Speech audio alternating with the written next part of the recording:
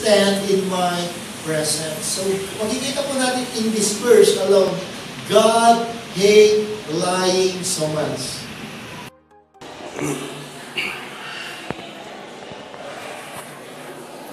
Okay guys, unfortunately, katatapos lang ng church. So, as you can see, I'm on the CR.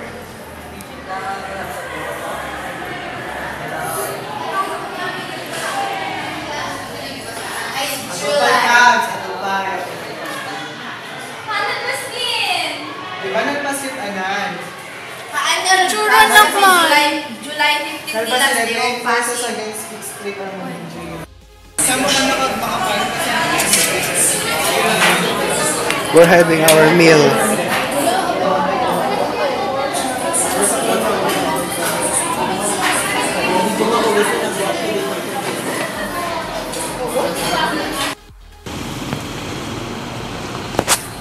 Okay guys, nasa Rob kami ngayon. So, bibili lang kami ng necessities tapos uuwi na. Tapos, magsiset na ng website. So, kasama ko si Tony.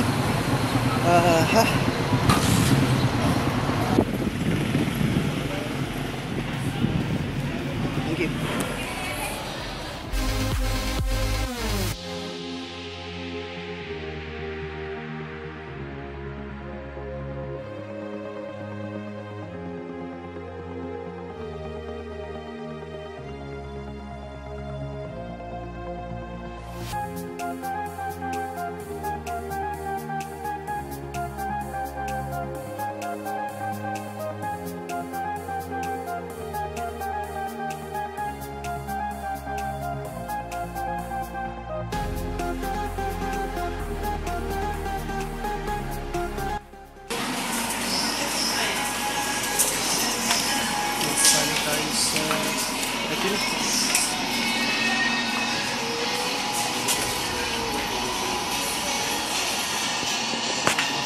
I think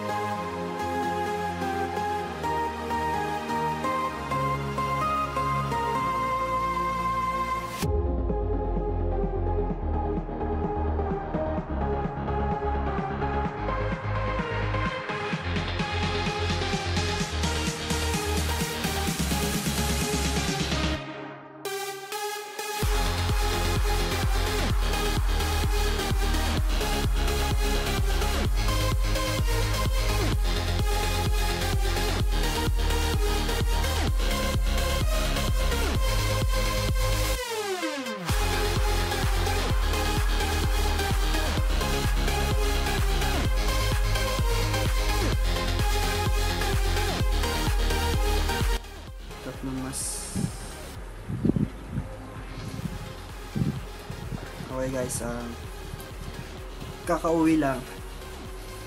Anong gagawin natin?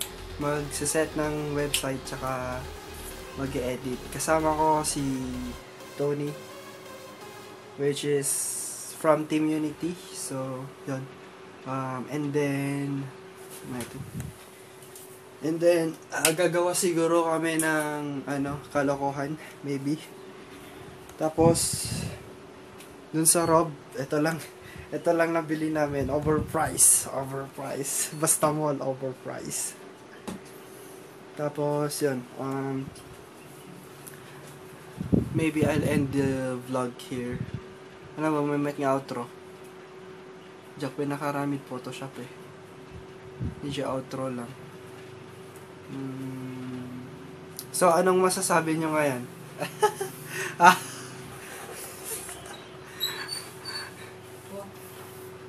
Actually, makulimlim tapos parang uulanin. Yan. And I share the preaching kanina, which is medyo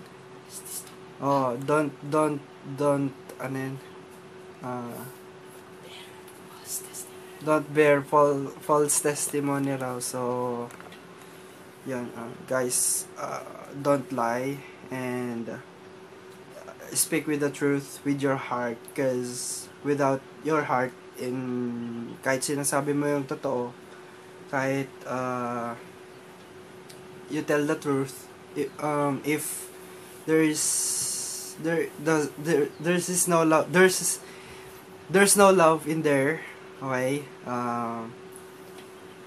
it will become brutal. So yun, kung walang puso yung sinasabi mo, consider yun as lie or brutal. Yun nga, kasi you need to speak with the heart, diba? Yun.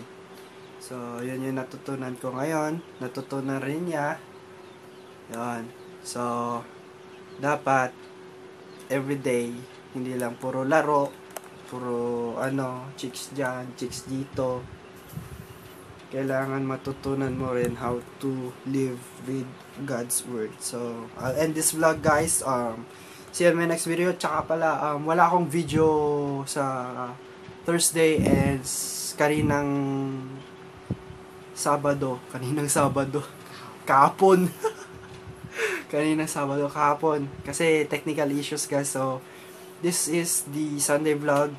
Lunes na ngayon. Pag pinanood mo ngayon to or bukas, ano ba? Lunes na. So, yun. Complicated yun. Basta, sa mga nanonood, yung classmate kong nanonood, guys, thank you. Paki-spread to para meron tayong lap trip yun. Best. Nice. Have a nice day, guys, and see you on my next video.